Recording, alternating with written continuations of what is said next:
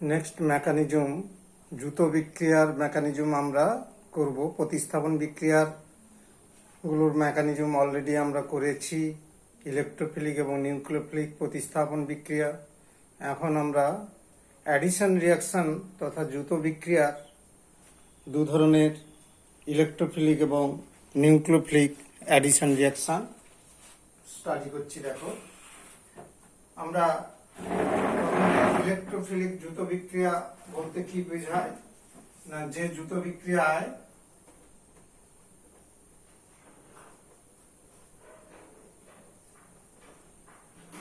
বিক্রিয়ায় আক্রমণকারী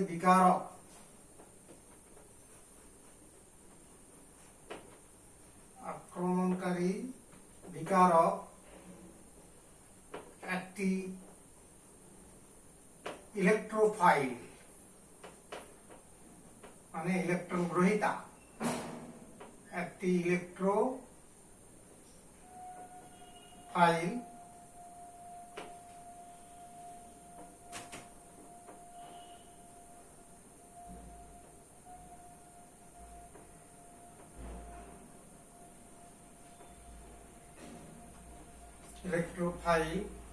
তাকে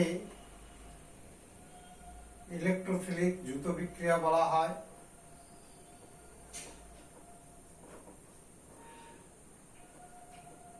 ইলেকট্রোফিলিক অ্যাডিশন রিয়াকশন বলা হয়। সাধারণত দেখো, এই ইলেকট্রোফিলিক দ্রুত বিক্রিয়ায় সাধারণত অ্যালকিন এবং অ্যালকাইনের ক্ষেত্রেই ঘটে থাকে এই ধরনের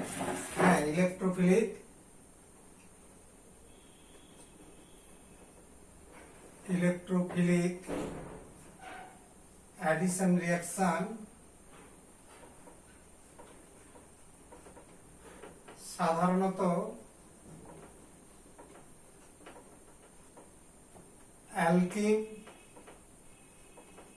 বিভিন্ন অ্যালকিন এবং অ্যালকাইনের ক্ষেত্রে ঘটে থাকে।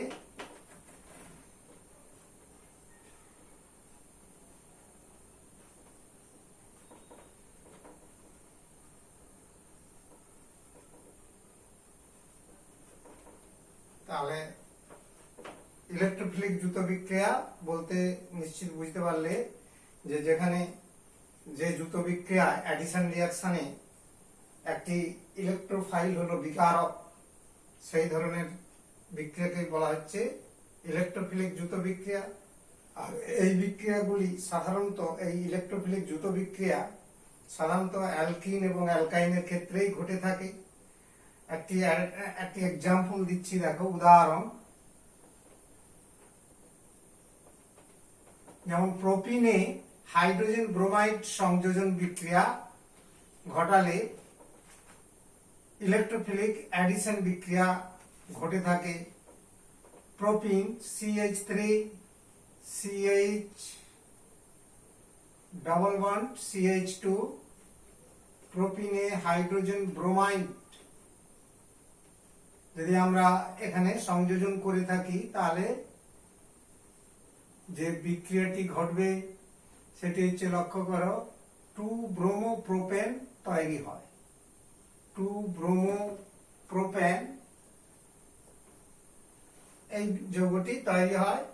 এই বিক্রিয়ায় মূলত এখানে ইলেকট্রোফিলিক অ্যাডিশন এই জন্য বলা হচ্ছে। এখানে ইলেকট্রোফাইল বলতে hydrogen positive চার্জগ্রস্ত R bromine negative চার্জগ্রস্ত।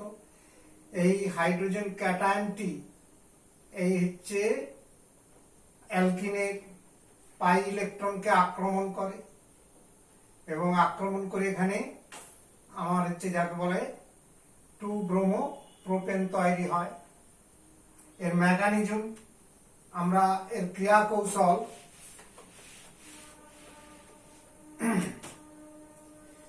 that is mechanism বা ক্রিয়া কৌশল। এই বিক্রিয়াটি দুটো ধাপে ঘটে। কেমন? মেকানিজম হচ্ছে এখানে 2-স্টেপ রিয়াকশন।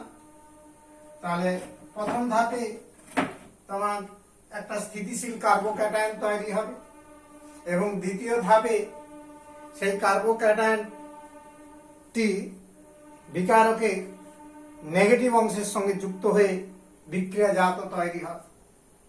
তাহলে এখানে হাইড্রোজেন ব্রোমাইন বিকারক এই HBr ভেঙে গিয়ে জলীয় দ্রবণে হাইড্রোজেন ক্যাটায়ন এবং ব্রোমাইড আয়ন অ্যানায়ন তৈরি হয়।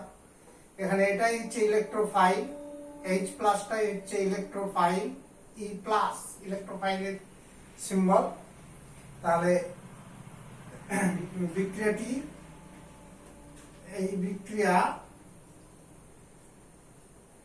বিক্রিয়াটি দুটি ধাপে ঘটে।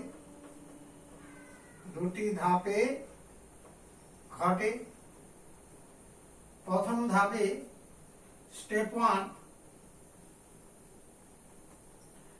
দ্যাট ইজ প্রথম ধাপে ইলেকট্রোফাইল বিক্রিয়কের পাই ইলেকট্রনকে আক্রমণ করে একটি স্থিতিশীল ক্যাটায়ন তৈরি করে। তাহলে বিকারক তথা ইলেকট্রোফাইল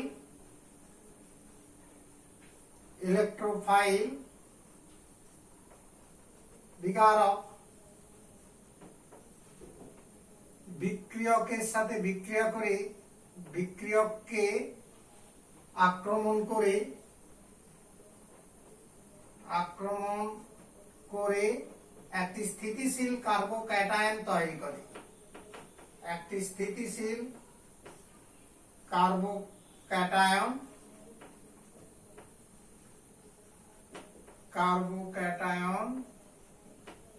তৈরি করে এবং স্টেপ 2, দ্বিতীয় ধাপে কি করে না ওই বিকারকের অর্থাৎ প্রথম ধাপের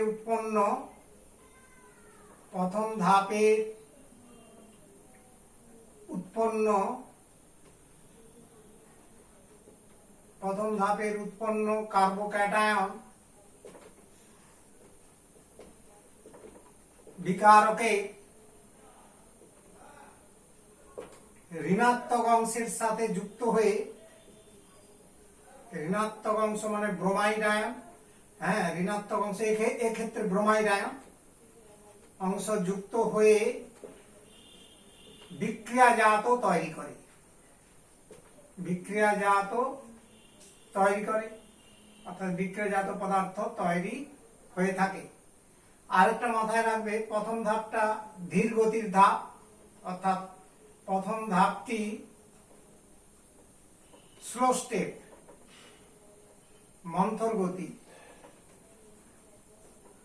প্রথম ধাপটি মন্থর গতি অর্থাৎ বা তথা গতি নির্ধারক ধাপ, রেট ডিটারমাইনিং স্টেপ। প্রথম ধাপটি গতি নির্ধারক ধাপ। আর এই দ্বিতীয়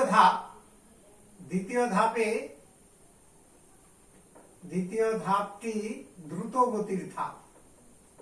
ধাপটি দ্রুত গতির ধাপ, অর্থাৎ এটা খুবই কুইকলি হয়ে থাকে ফাস্ট আর কি। তাহলে দেখো মেকানিজম যেটা আমরা শেখালাম, স্টেপ 1 আর স্টেপ 2 দেখাচ্ছি, যেটা বোঝালাম সেটা এবার লিপিবদ্ধ করে দেখাচ্ছি। যে স্টেপ 1 এ কি বলছিলাম না, স্টেপ 1 এ প্রথমে ইলেকট্রোফাইল, স্টেপ 1 ইলেকট্রোফাইল, এখানে H প্লাস, বিক্রিয়ক হচ্ছে এখানে ছিল প্রোপিনের পাই ইলেকট্রনকে আক্রমণ করে, অর্থাৎ এই পাই ইলেকট্রন ইলেকট্রোফাইল দ্বারা আক্রান্ত হয়ে দুটো ঘটনা ঘটতে পারে এখানে। মানে স্থিতিশীল কার্বোক্যাটায়ন তৈরি করার ক্ষেত্রে এখানে দেখো প্রোটনটা একবার এই প্রান্তীয় কার্বনে যুক্ত হতে পারে, অর্থাৎ এখানে দেখো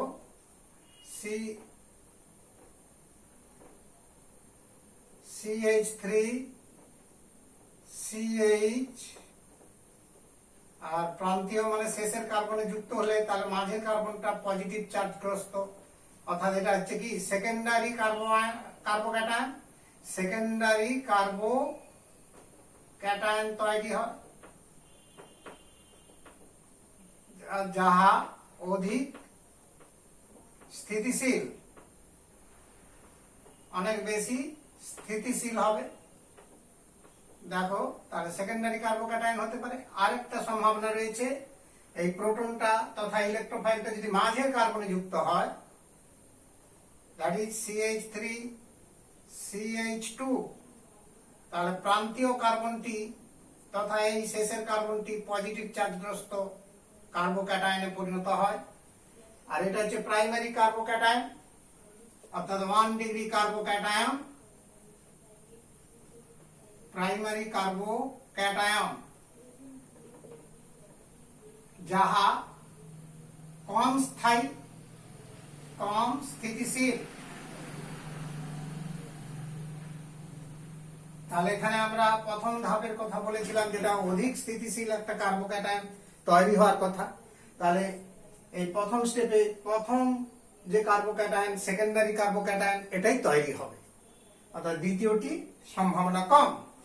তাই স্টেপ 2 তে যেটা বলেছিলাম যে ওই কার্বোক্যাটায়ন, প্রথম ধাপের কার্বোক্যাটায়ন বিকারকের ঋণাত্মক অংশের সঙ্গে যুক্ত হয়ে দ্রুত গতিতে বিক্রিয়া জাত তৈরি করবে। তার মানে প্রথম ধাপের স্থিতিশীল কার্বোক্যাটায়ন CH3CH+, হ্যাঁ CH3, অর্থাৎ সেকেন্ডারি কার্বোক্যাটায়ন যেটা অধিক স্থিতিশীল ছিল, ওইটার সাথে বিকারকে ঋণাত্মক অংশ মানে ব্রোমাইড আয়ন যুক্ত হয়ে বিক্রিয়াজাত পদার্থ, অর্থাৎ কার্বোক্যাটায়নের সাথে ব্রোমাইড আয়নটি তথা ঋণাত্মক অংশটি যুক্ত হয়ে 2 ব্রোমোপ্রোপেন তৈরি করে।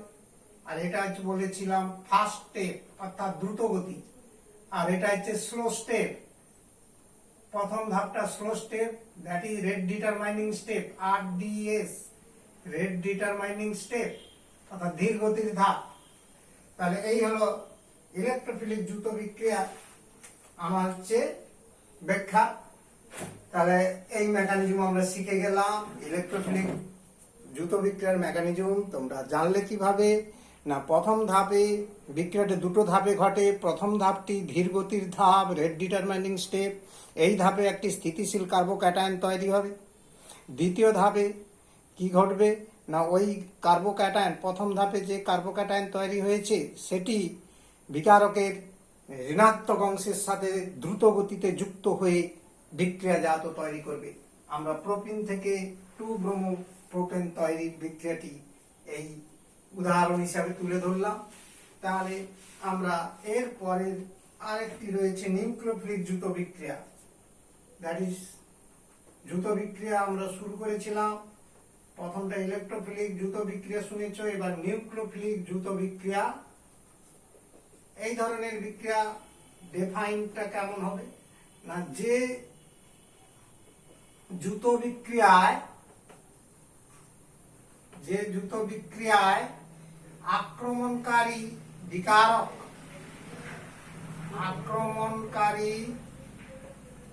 বিকারক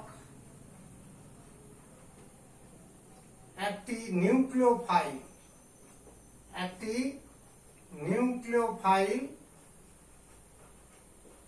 অর্থাৎ যে দ্রুত বিক্রিয়ায় নিউক্লিওফাইল অংশগ্রহণ করে তাকে নিউক্লিওফিলিক দ্রুত বিক্রিয়া বলে। তাকে নিউক্লিওফিলিক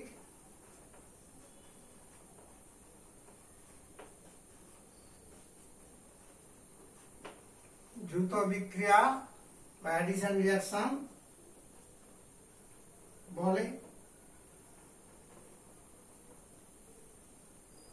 তাহলে নিউক্লিওফিলিক দ্রুত বিক্রিয়ার কথা আমরা জানলাম। একটা উদাহরণ দিচ্ছি, যেমন অ্যাসিটালডিহাইডে ক্ষারের উপস্থিতিতে হাইড্রোসায়ানিক অ্যাসিডের সংযোজন বিক্রিয়া, হ্যাঁ, অর্থাৎ এখানে তোমার হাইড্রিন কম্পাউন্ড তৈরি হবে, অ্যাসিটালডিহাইড সায়ানোহাইড্রিন কম্পাউন্ড তৈরি হবে।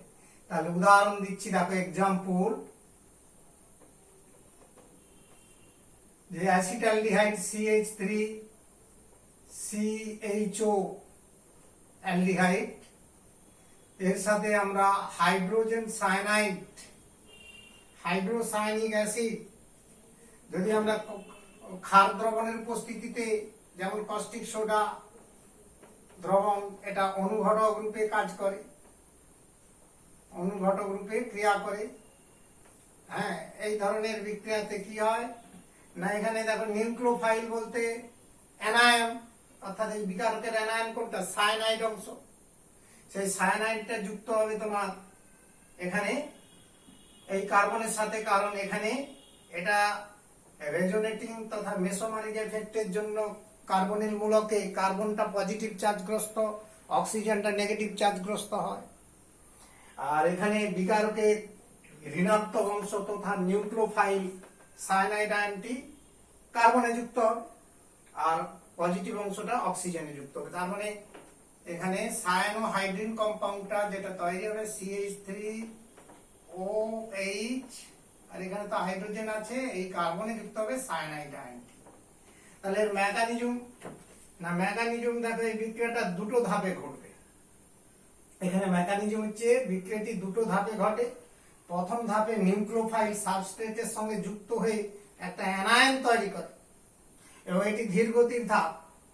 আর দ্বিতীয় ধাপে বিক্রিয়াটা দ্রুত গতিতে ওই অ্যানায়নটার সাথে বিকারকের ধনাত্মক অংশটি যুক্ত হয়ে বিক্রিয়াজাত তৈরি করবে। তাহলে আমি এখানে মেকানিজমটা ব্যাখ্যা করছি, এই ধরনের বিক্রিয়ার মেকানিজম, নিউক্লিওফিলিক যুক্ত বিক্রিয়ার মেকানিজম। প্রথমে দেখো আমার নিউক্লিওফাইল গঠন, ওটা তুমি দেখাতেও পারো নাও দেখাতে পারো, কিন্তু আমি এখানে দেখিয়ে দিচ্ছি যে হাইড্রোজেন সায়ানাইড আর কস্টিক সোডা অনুঘটক তীব্র ক্ষারের এই পরস্পর এদের মধ্যে রিয়াকশন করে গিয়ে এখানে যেটা তৈরি হয় নিউক্লিওফাইল গঠন হয়, সোডিয়াম প্লাস ক্যাটায়ন, এখানে সায়ানাইড আয়ন, এটাই হচ্ছে নিউক্লিওফাইল NU, দ্যাট ইজ এই অ্যানায়ন নিউক্লিওফাইল NU দিয়ে দেখাচ্ছি। সায়ানাইড আয়নটা নিউক্লিওফাইল, আর জলের অণু একটা তৈরি হবে। তাহলে দেখো এখানে কস্টিক সোডা এবং হাইড্রোজেন সায়ানাইডের সংযোজন রাসায়নিক বিক্রিয়ায় সোডিয়াম ক্যাটায়ন দ্রবণে থেকে যাবে, সায়ানাইড অ্যানায়ন এটাই নিউক্লিওফাইল, আর জল তৈরি হবে। এবার স্টেপ 1, না বিক্রিয়াটি নিউক্লিওফিলিক যুক্ত বিক্রিয়াটি দুটি ধাপে ঘটে, দুইটি ধাপে ঘটে। প্রথম ধাপে নিউক্লিওফাইল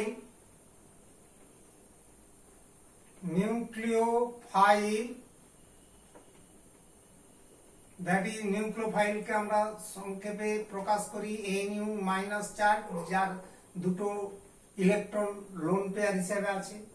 নিউক্লিওফাইল বিক্রিয়কের সাথে যুক্ত হয়ে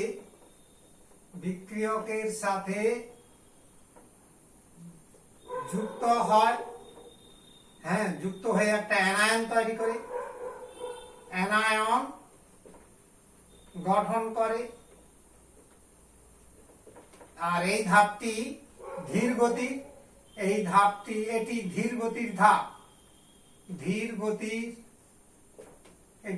গতির ধাপ, অর্থাৎ গতি নির্ধারক, বিক্রিয়ার হার নির্ণায়ক ধাপ। গতি নির্ধারক অর্থাৎ গতি নির্ণয় করা হয়, গতি নির্ধারক ধাপ, দ্যাট ইজ RDS। তাহলে এখানে যে মেকানিজমটা ব্যাখ্যা করলাম সেটা আমি এখন দেখাচ্ছি। দেখো যে এখানে নিউক্লিওফাইল তথা সায়ানাইড আয়নটি কি হয় না বিক্রিয়কের সাথে যুক্ত হবে। কিভাবে যুক্ত হয় দেখো, এখানে অ্যাসিটালডিহাইডের এই দ্বিবন্ধনের ইলেকট্রন জোড় তথা পাই ইলেকট্রন জোড়টা অক্সিজেনের দিকে ট্রান্সফার হয়, সেটা আমরা জানি রেজোনেটিং গঠন তথা মেসোমারিক এফেক্ট। সেই মেসোমারিক এফেক্টের জন্য এখানে ইলেকট্রন জোড়টা অক্সিজেনের দিকে চলে আসে, তার ফলে কার্বনটা পজিটিভ চার্জগ্রস্ত এবং অক্সিজেনটা নেগেটিভ চার্জগ্রস্ত হয়।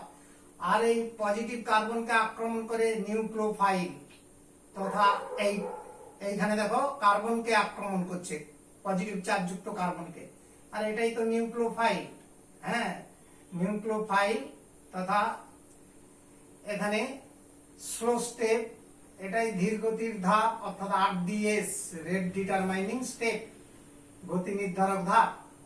এখানে কি ঘটলো তাহলে, যেটা বললাম সেটা লিখে দেখাচ্ছি। দেখো CH3 অক্সিজেন নেগেটিভ চার্জগ্রস্ত এবং কার্বনে যুক্ত হলো নিউক্লিওফাইল সায়ানাইড আয়ন।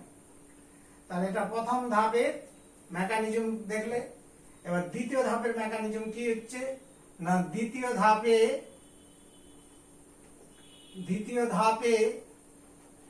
দ্রুত গতিতে হ্যাঁ বিকারকের ধনাত্মক অংশটি, তা HCN হাইড্রোজেন সায়ানাইডের ধনাত্মক অংশ কি H+, ধনাত্মক অংশটি প্রথম মানে উৎপন্ন অ্যানায়নের সাথে, প্রথম ধাপে যে উৎপন্ন আয়নের যুক্ত হয়ে বিক্রিয়াজাত তৈরি করে এবং খুবই দ্রুত গতিতে করে, বিক্রিয়াজাত পদার্থ উৎপন্ন করে। কেমন বিক্রিয়াজাত তৈরি হয়, তার মানে প্রথম ধাপের যে বিকারক অ্যানায়ন CH3CO-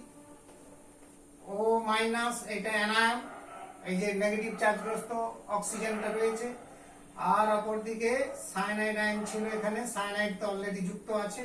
তাহলে এর সাথে দ্বিতীয় ধাপে যেটা ঘটে, তোমার দ্রুত গতিতে হাইড্রোজেন সায়ানাইডের ক্যাটায়ন, এটা জলীয় দ্রবণ রয়েছে, তো হাইড্রোজেন সায়ানাইডের ক্যাটায়নটা যুক্ত হয়ে যাবে এবং এটা ফার্স্ট স্টেপ, FAST, ফার্স্ট দ্রুত গতিতে হয়ে গিয়ে কি হবে না, বিক্রিয়াজাত তৈরি হচ্ছে CH3CN অক্সিজেন নেগেটিভ চার্জের সাথে ওর ক্যাটায়নটা যুক্ত হয়ে গেল, বিকারকের ক্যাটায়ন মানে H+, আর থেকে গেল অ্যানায়নটা অর্থাৎ নিউক্লিওফাইলটা থেকে গেল, যাহা আবার একইভাবে বারে বারে বিক্রিয়া করবে, পুনরায় সেটা আবার দ্বিতীয় অণুর সাথে যুক্ত হবে, অ্যাসিটালডিহাইডের 2 নম্বর অণুর সাথে যুক্ত হবে এবং এইভাবে কন্টিনিউ বিক্রিয়া চলতে থাকবে। যতক্ষণ অ্যাসিটালডিহাইড থাকবে ততক্ষণ হ্যাঁ আমার এই নিউক্লিওফিলিক যুত বিক্রিয়া সম্পন্ন হবে। তাহলে দেখো আমরা তোমাদের ক্লাস 11-এর যেটুকু মেকানিজম ছিল, হ্যাঁ সেইটুকু আমরা শিখিয়ে দিলাম, পুরো মেকানিজমটা শিখিয়ে দিলাম, যে ইলেকট্রোফিলিক প্রতিস্থাপন বিক্রিয়া, নিউক্লিওফিলিক প্রতিস্থাপন বিক্রিয়া, ওই দুটো বিক্রিয়া খুবই গুরুত্বপূর্ণ।